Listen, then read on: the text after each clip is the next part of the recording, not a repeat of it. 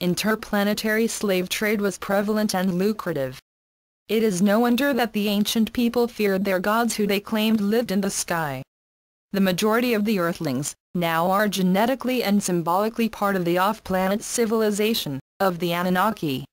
You will see why I say that as the story unfolds.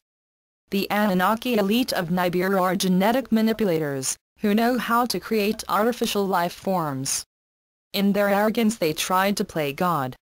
Their highly advanced technology and their overbearing size and strength made them nearly invincible in the eyes of the early people. Thus, the Anunnaki elite were seen and worshipped as gods by them. The Anunnaki elite have sometimes been referred to as the Nordics or Blondes.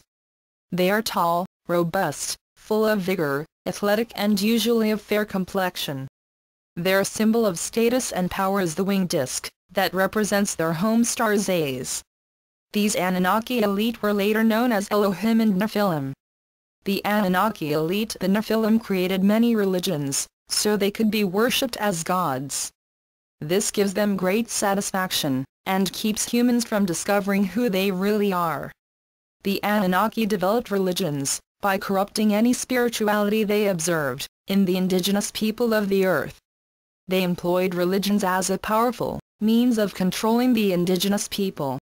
Different religions were set up with doctrines in direct opposition to one another in order to breed disharmony, distrust, confusion, war and arrogance. The Anunnaki planted hybrids from other worlds on Earth when they came. Not long after their arrival, they began to spread themselves as far and as wide as they could and took control of sections of the planet by genetic engineering.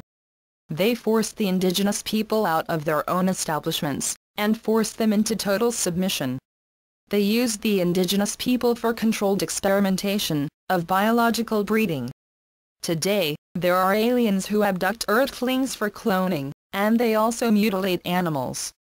Most of these abductions and assaults are carried out by Anunnaki remnants, a term I use to indicate those Anunnaki who were stranded on Earth.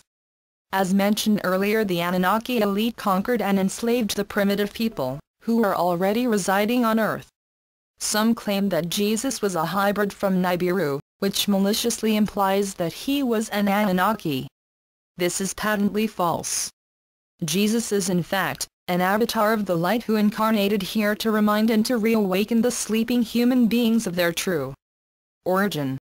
In Genesis 6:2-4 it is recorded by the Anunnaki, who wrote most of the Old Testament, that the sons of God, the Anunnaki males, saw the daughters of men that they were fair.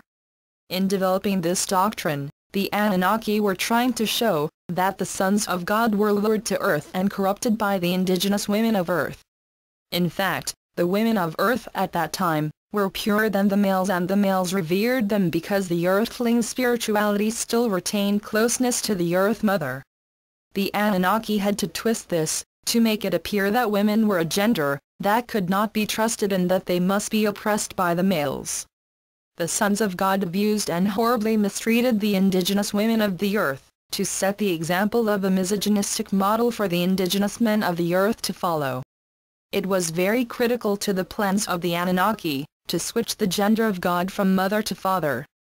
Anunnaki's chauvinism has caused women to be subjugated to men and treated as their footstools in many cultures, including the Arab, Asian, Jewish and Western societies. In Isaiah 66:1 is found the saying, "Thus saith the Lord, the heaven is my throne, and the earth is my footstool." In Ephesians 5:22-24 Paul, who was an incarnated Anunnaki, wrote, "Wives, submit yourselves unto your husbands, as unto the Lord."